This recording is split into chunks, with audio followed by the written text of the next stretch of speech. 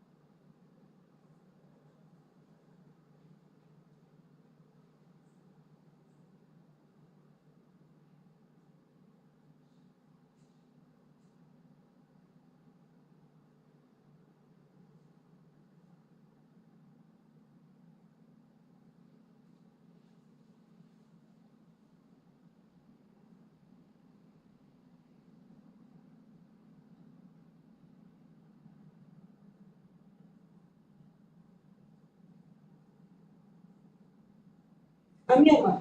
I'm here, ma.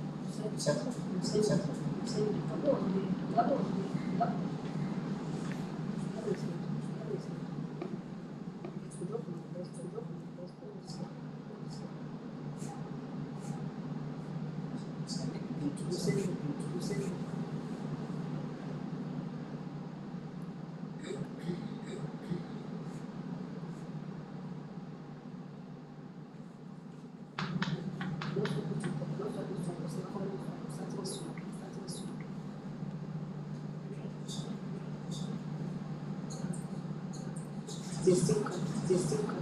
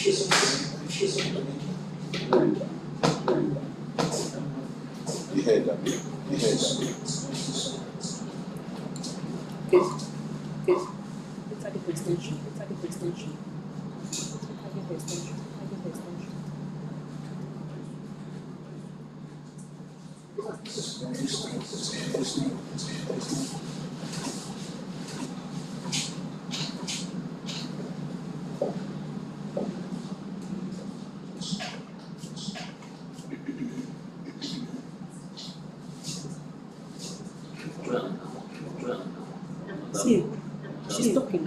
She's talking. You can't hear. You can't hear.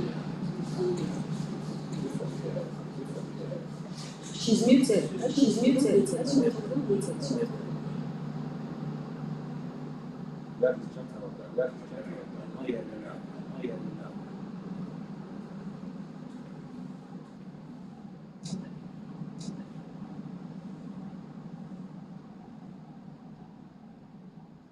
We cannot.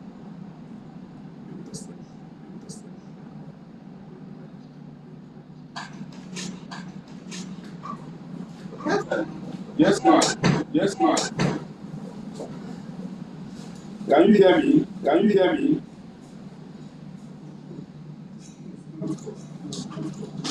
Who can hear you clearly? Who can hear you clearly? Can you hear me? Can you hear me?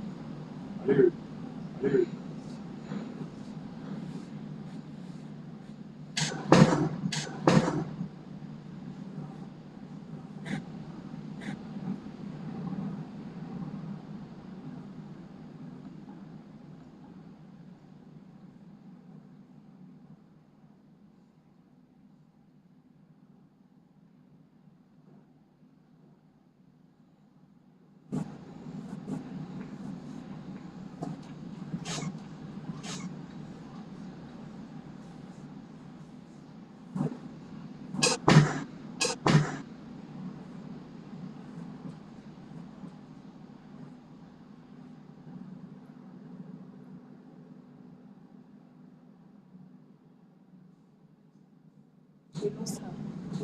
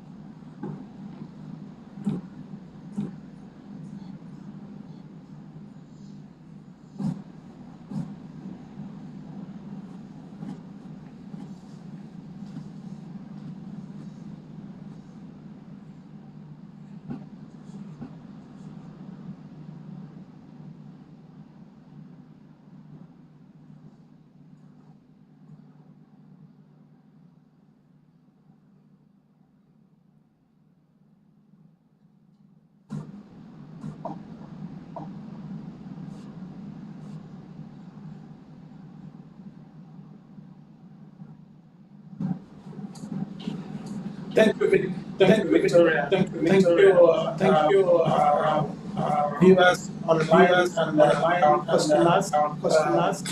My name is Dr. Eric Oka, and the CEO of Fortune Global Shipping. I just want to take out this time. Thank you for joining us. We appreciate your business, your support over the years. Taking for granted. Customer service week is a week exciting moment for us. It is a time for us to appreciate.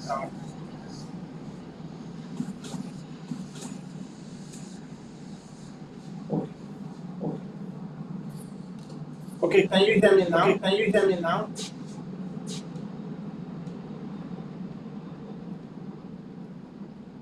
Okay, I don't know where the interruption must have happened. I say my name is Eric Oka, the CEO of Fortune Global Shipping. I want to take out this time to thank our customers viewing us from various places around the world. We appreciate your business, the support to company over the years, the patronage. So customer service be an exciting moment for us.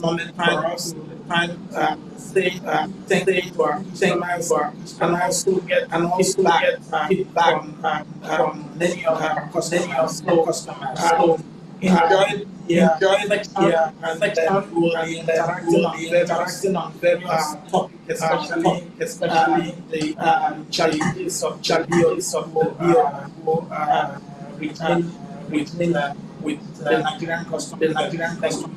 Thank you so much. Thank you, everyone. Thank you, everyone. Let me wish all of us happy customers. We are so grateful. We are so grateful for service and rent here. Shop provide your business. Thank you. It's really find and do this kind of schedule. So focus on our topic. We are going to be looking at the current challenges and risks happening in trade, transportation. Everyone knows that the recent past comes as some challenges that affect how the business is being done. So I'm going to be sharing like looking for at the end of the slide. We want to hear your challenge, also how to get solutions to. Can I see my slide? All right.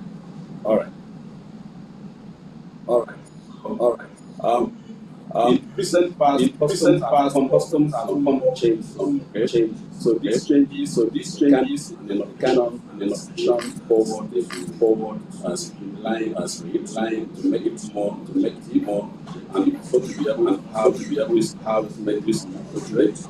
And also in the same guys act as the economies.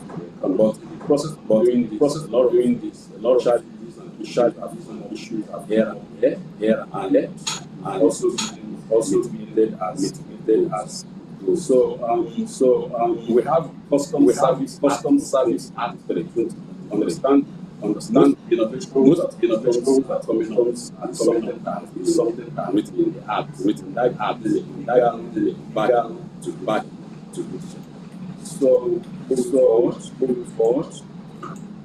One of the key innovations and reforms that the government has recently passed some strategic program we have single coming up that is coming the advanced and unified system management system Europe and no custom agency of is one of the native nations and other governments like Edison are key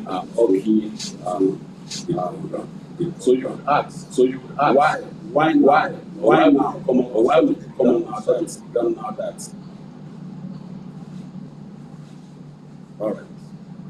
So let's dig out what is legal for this. And if you read the Customs Act 2020, section 1,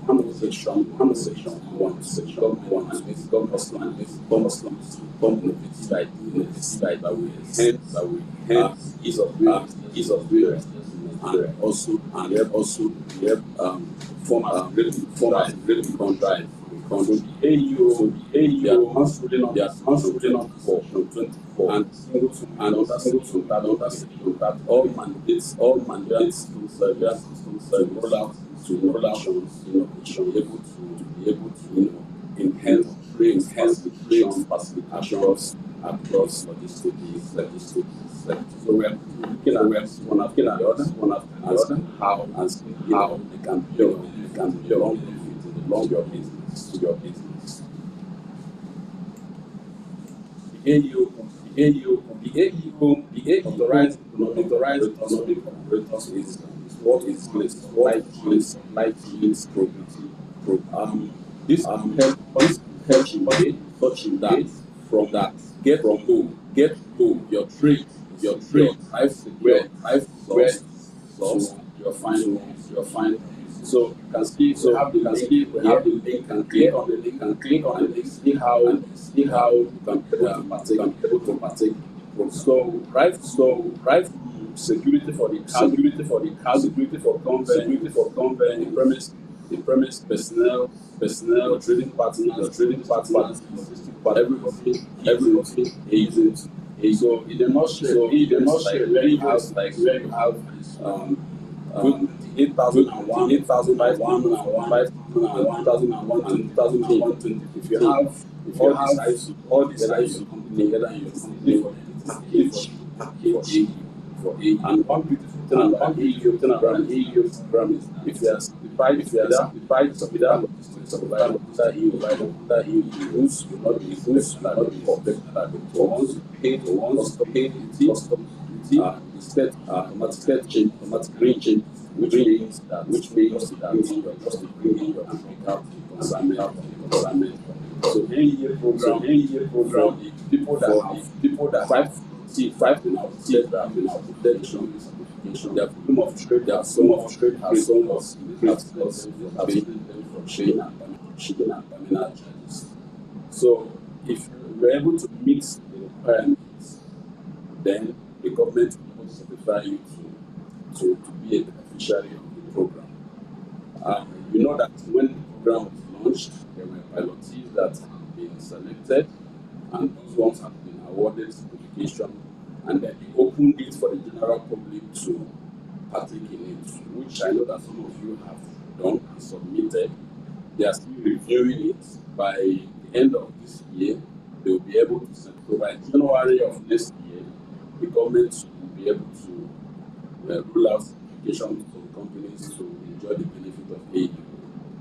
This has cut down drastically because once they pay their duty, the status of already changed to green, then you are good to go. So it's like an advanced form of fast track process, but in this case, you don't need to involve the customs escorts to move the containers. Once the duty is paid, you are good to go. So, like I said, it's a supply chain security and it's also trust. Because the trust there is that the government assumes that everything you are doing is in line. You are compliant trader. There will be no deviation from the standard norms to be able to utilize this program. Then we move forward to the BOW. All right. The BOW has a legal basis under Section 25 and 33, where the government has mandated customs service to come up with electronic innovations that will encapsulate everything that is being done in the trade industry. So it's able to unify other processes together, like other government agencies. We have the SON, NAVDAC, and others. BOW has a way of bringing everybody together in one platform. Another advantageous point here is that it's an indigenous program that was developed by the Nigerian Customs Service. So everything about BOW is indigenous. Our own is a program that has been written and put in practice by the Nigerian Customs Service. Now you want to ask what's the difference between the BOW and the previous software, the NICE 2 software. So here you can see that the BOW incorporates all stakeholders. All right, everybody's doing one platform. It's just that if you're a trader, you have your own section of the platform. Custom have their own section. Some have their own. NAVDAC have their own. So everybody that uses BOW is connected. So it's a kind of one-stop shop software where you're able to see what other people are doing in the supply chain. Right from the shipping line that is manifesting the cargo, they manifest on BOW, and the terminal, once the containers are discharged in the terminal, is being captured also on BOW. And then the trader, the DTI, the duty payments, the banks.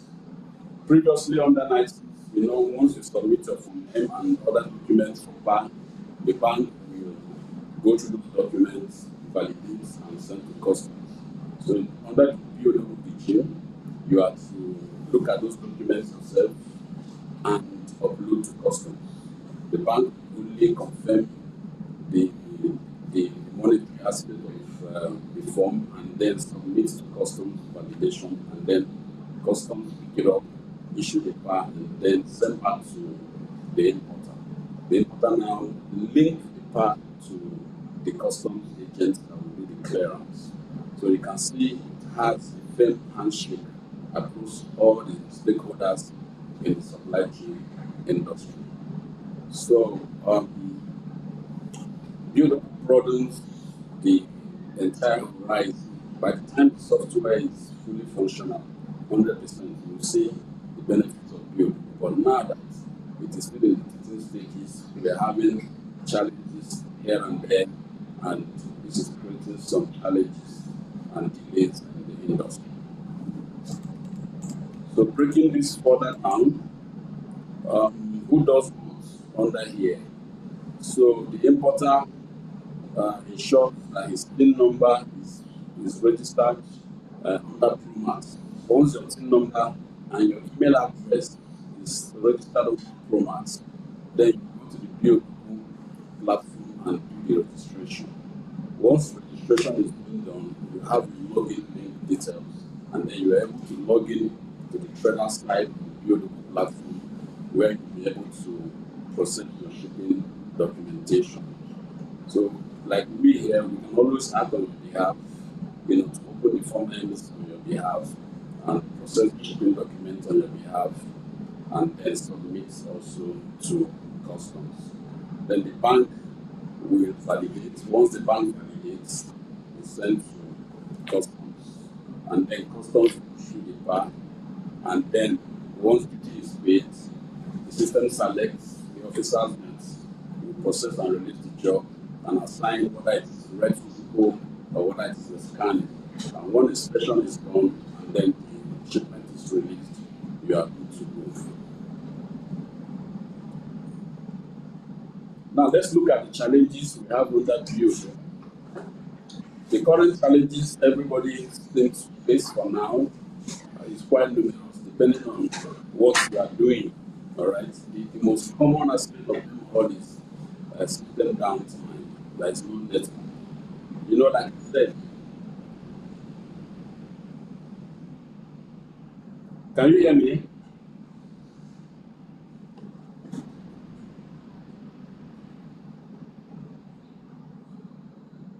Just hold on one sec. Hold on one sec.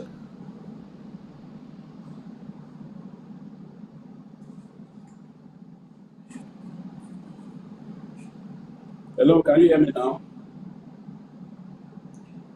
Hello? Oh, sorry about that. Sorry. I don't know where you missed me. Let me go back to here, this slide.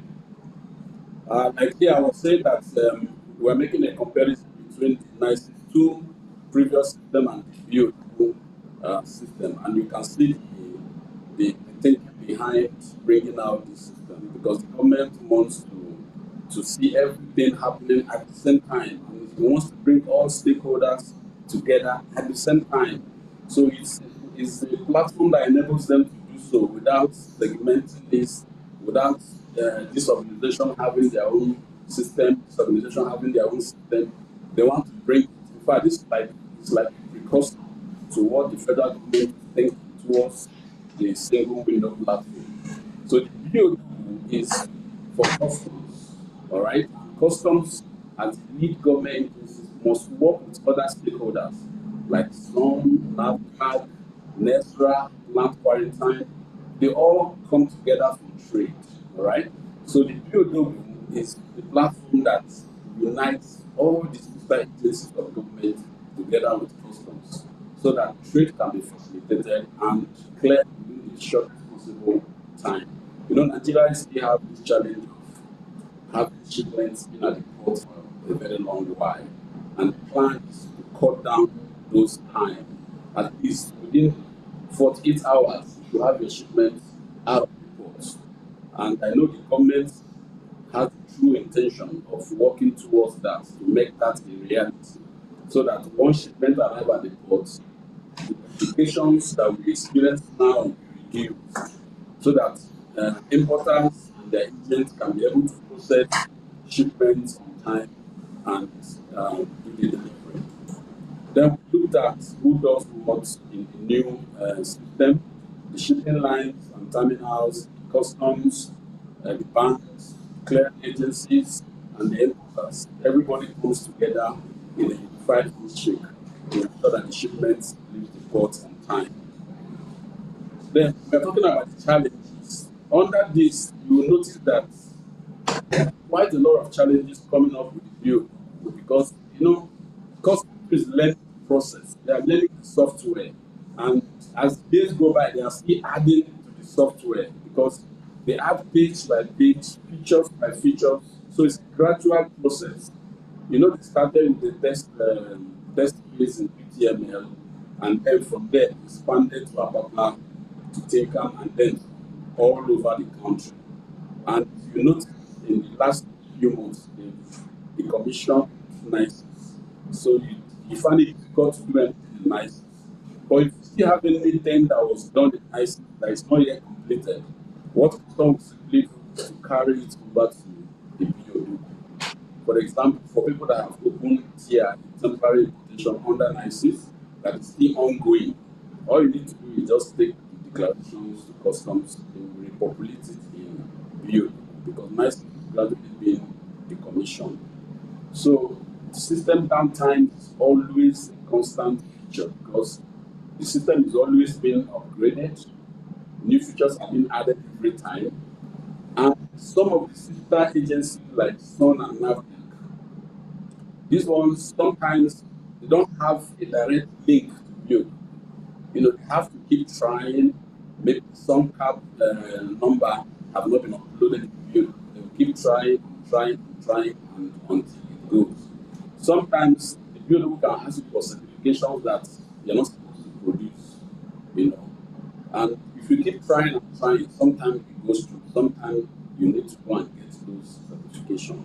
So, like I said, the constant upgrades and invoice references must be there. If you are filling out especially part, or you want to submit for part, that part that you have to submit for part, as you upload those documents, as you upload the invoice, the packing list, the TCVO, you have to reference it with the invoice number. So once you reference the invoice number, the system will recognize it's part of this invoice and then accept it. But if you reference with any other number, it will keep rejecting it and bringing up error. And then there is system query and upgrading. This feature in BioDogo is an AI in BioDogo that reads the documentation from the beginning and then check if there's an error somewhere. For example, if you have in your pack just one line content in the pack and containers bringing it to shippers own container and you want to add the value of the container in the declaration while it's not in the pack, by the time you do so, it will go through, but BioDogo will flag it as an error.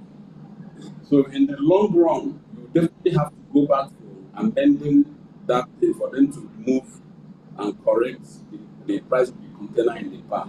So these are some of the common errors you might see every day that comes up under the new build. But whatever error that shows up, they are working hard to make sure that they resolve it. Then we look at the single window for trade.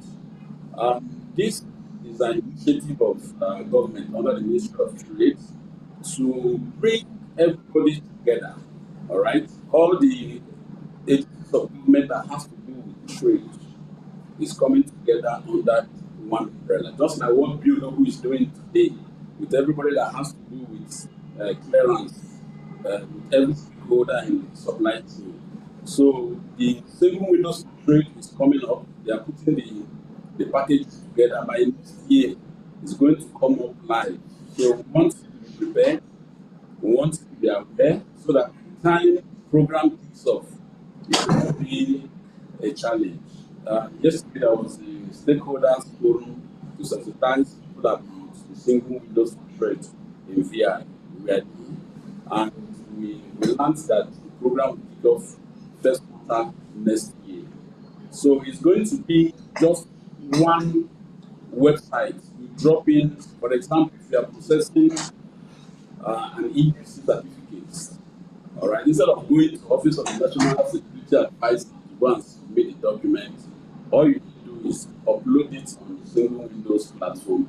The document will be routed to the Ministry of Security for your e-use. So it's going to kick off next year. Then it's coming in with three phases. We have phase one, phase two, and phase three. So for the phase one, it's going to be people registering. You need your license to register. As a logistic provider, we need our postal clearance license to register. And then you, as the importer, you need your TCC to register. So you have to get all the documentation that you need to have, your corporate affairs documentation to register. And once you register, they'll be able to key you into the program. Then if it's 2 weeks off in the third quarter, registration will still continue. At this point, they will start running it, using it for imports and exports. Then the final phase will come the last quarter of next year, where it will be a full package for trade. So we want you to be prepared to get ready for this because the landscape is changing, the nomenclature is changing. We are going, the system is becoming more internet driven, becoming more IT savvy now.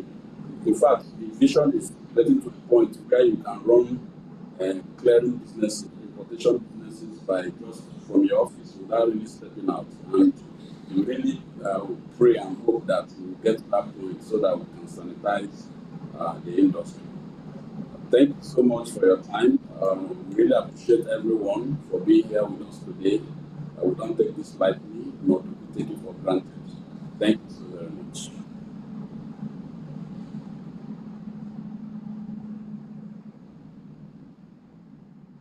You're welcome.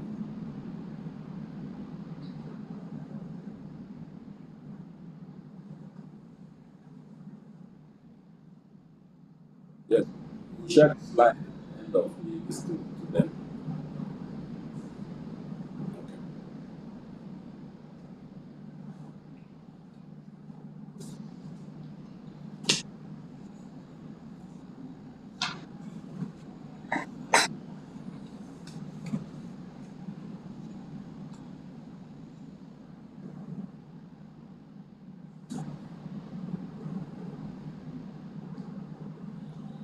We want to hear your challenges, anywhere we can profile a solution to be able to gladly do so. So let's hear, for we know that most of you, because of processing your documentations, always have one challenges or the other. So if you permit us, we'd like us to share so that we'll be able to see how we can advise moving forward.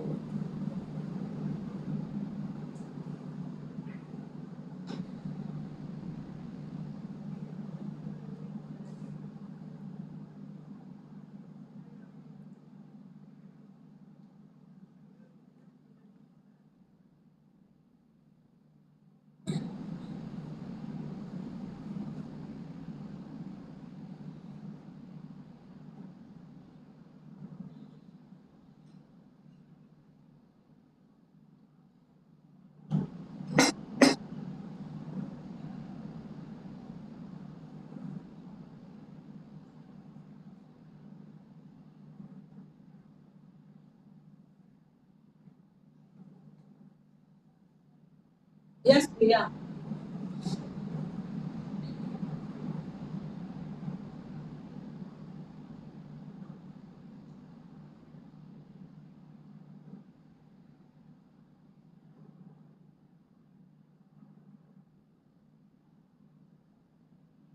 But, well, uh,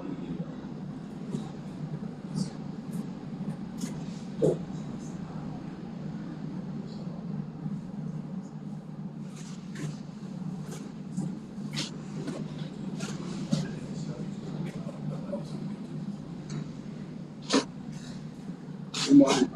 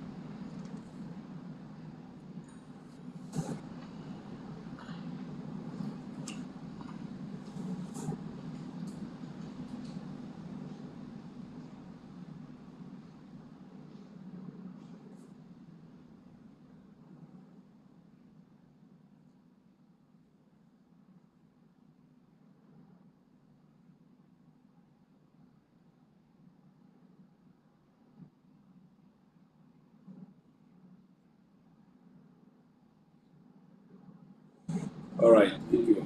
Thank you, madam. Yes. Thank you. Thank you very much. We truly appreciate your service, and we can assure you we will continue to put in our best to make sure that. Okay. Please, can you unmute, madam? Can you mute your mic so that you could doesn't. All right. Thank you. So for the AU program is for everybody, um, whether you're in the manufacturing sector, whether you're in oil and gas. Sorry. So whether you're in the oil and gas industry, whether you are trading, it's for everyone. So far you meet up the requirements. It's quite an expensive process.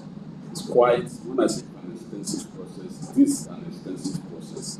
You look at everything because the thing is, the aim is to reduce the timeline it takes to process documents, And traditionally in Nigeria, um, just like your second question that is in the part to 15 days, all right?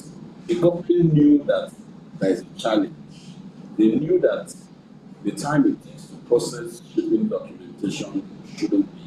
And they're trying to come up with innovations that will cut down this time. So the principle behind AU is to ensure that everything is done in the quickest possible time.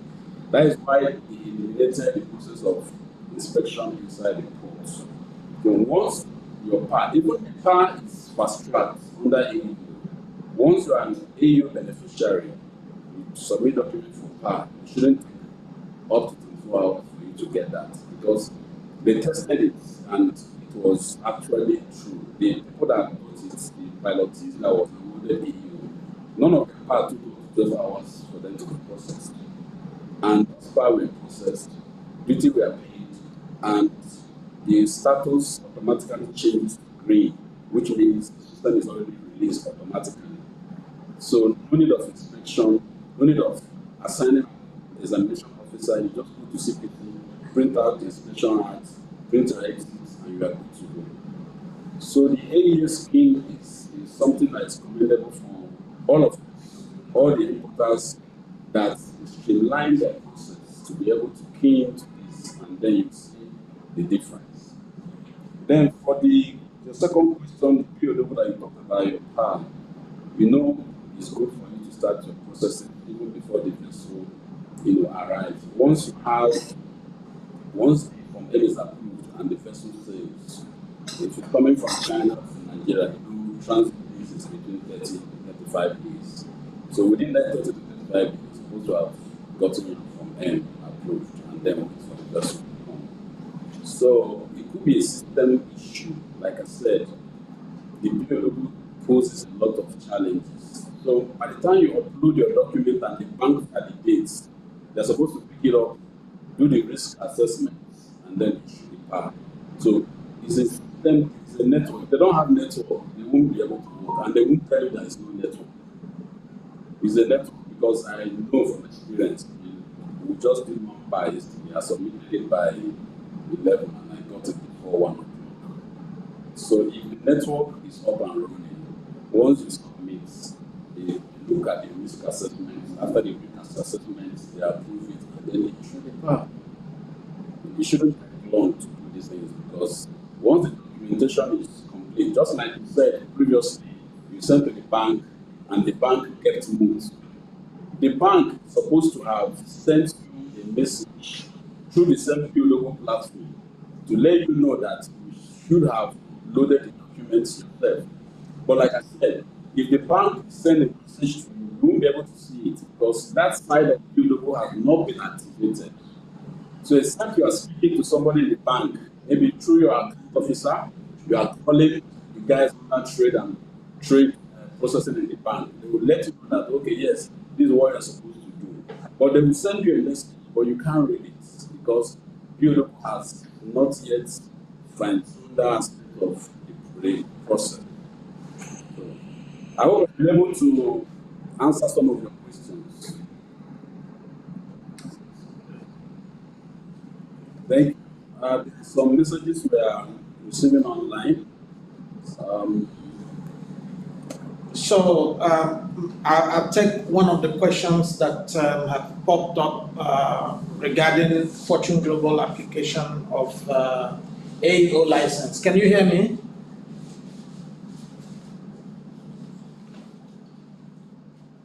Okay. Dr. Eric Copper here again. So I'll take the question regarding if Fortune Global has applied for the license for AEO. So just like my colleague has mentioned earlier regarding the processes, Fortune Global is among the second stage companies beyond the pilot phase that Nigerian Customs Service have awarded the license. These are companies in the manufacturing sector. I'm not sure that there is anybody in the logistics or supply chain that has been awarded the license thus far. However, a lot of companies in our sector has now been invited. So for us, we were invited to submit application. We submitted same, and evaluation has been conducted, and our facility has been inspected. So we are waiting for the review, and then hopefully possible issuance of the license when we meet all the requirements. And I hope that that will be successful. Thank you, sir. I hope that answers your question. And there's another question from Chidinma. He's asking, one of the BOW challenges is the migration of Form M. Here, Form M's that were processed under NICES will definitely be migrated to BOW. But the NICES platform is closed. There's no more access to NICES. So I don't think any bank will allow you to process Form M under NICES. I think in the last 1 month, or the last 1.5 months thereabouts, the BOW was in full swing across all the sectors, in the supply chain industry. So if you have a Form M that is previously under NICES, you need to migrate it to BOW and continue the transactions in BOW. If you have a manifest that is previously under NICES, it needs to be migrated to BOW for you to be able to continue in BOW. Sometimes you have Form M that is in BOW, manifest that is in NICES, or vice versa. When such a situation arises, you definitely have to migrate to BOW. So it depends on who does what at one point or the other. But like I said, these things are not rocket science, they are not hard.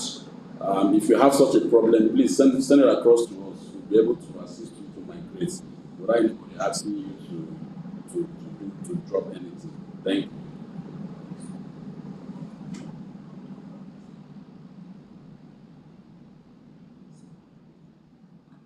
William.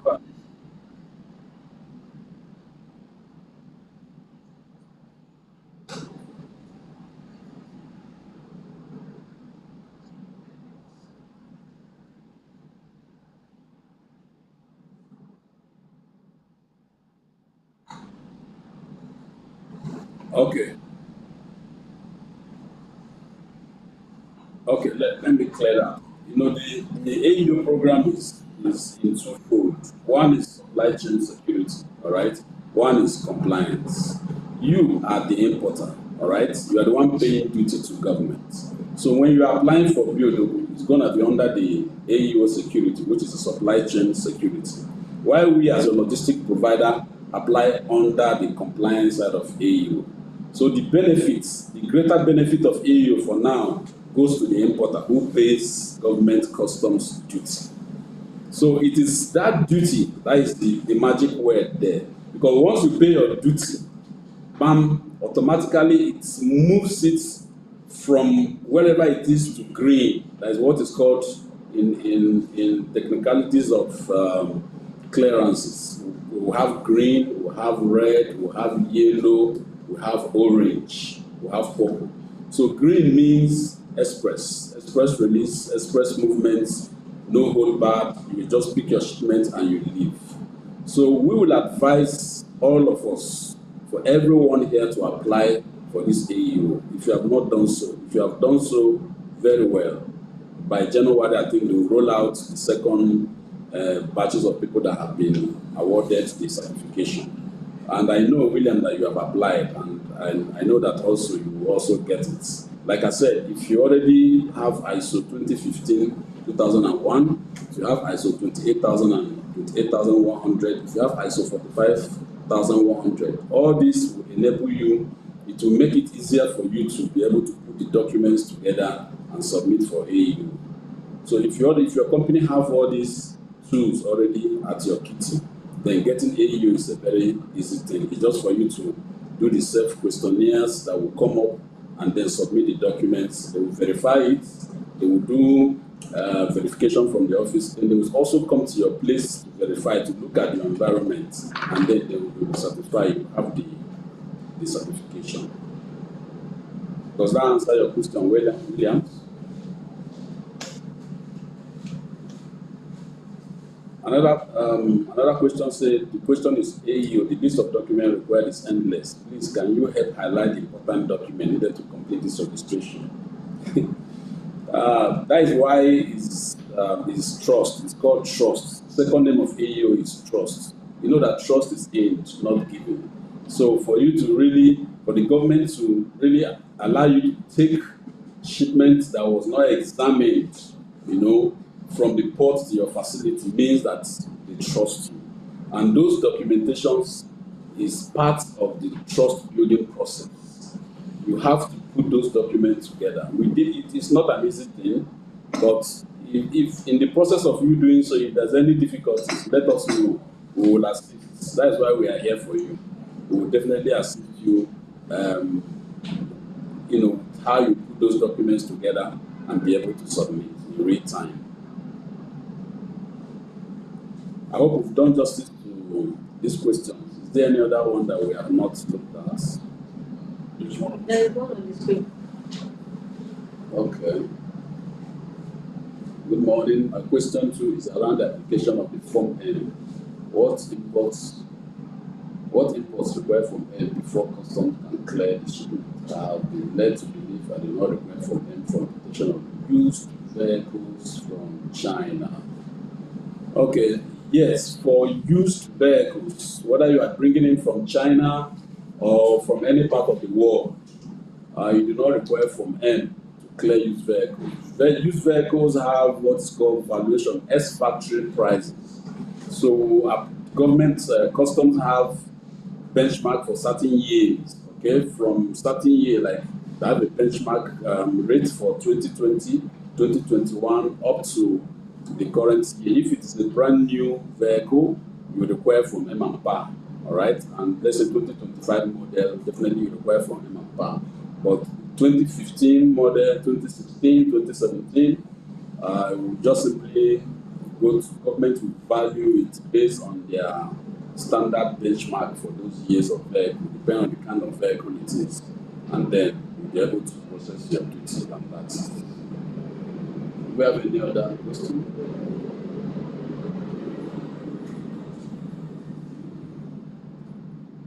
Please feel free to send in your questions so that we can speak about them. Like we said, we're going to share this slide to everyone here at the end of this presentation, so that from there you can also be able to reach out to us if you have any challenges that we can be able to assist you with.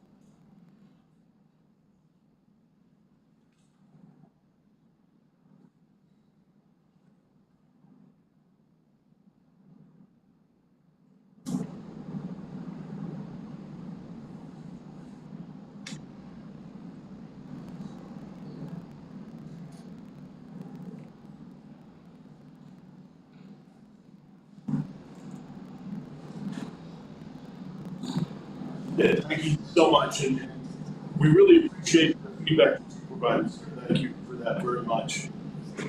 What we want to do is we want to be an advocate on your behalf and partner when you're dealing with these kind of challenges, particularly you're not the only one. There's a number of our customers, and there's a number of complications that provides for us that we need to address.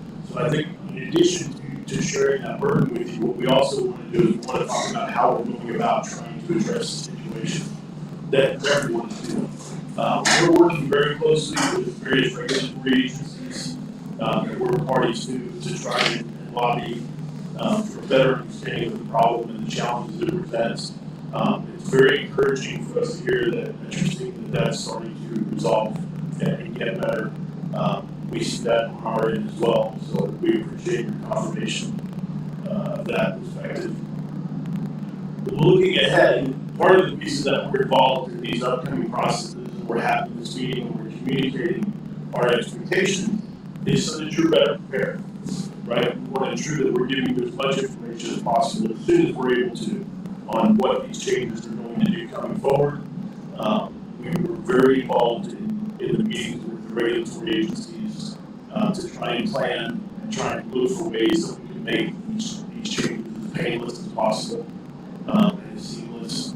And we need your cooperation, we need your buy-in and support in order to be able to do so. But, I think what we really want to give visibility of today is the fact that we're working with, all of the groups that are available to us to be able to champion and to advocate on your behalf within the scope that we're able to.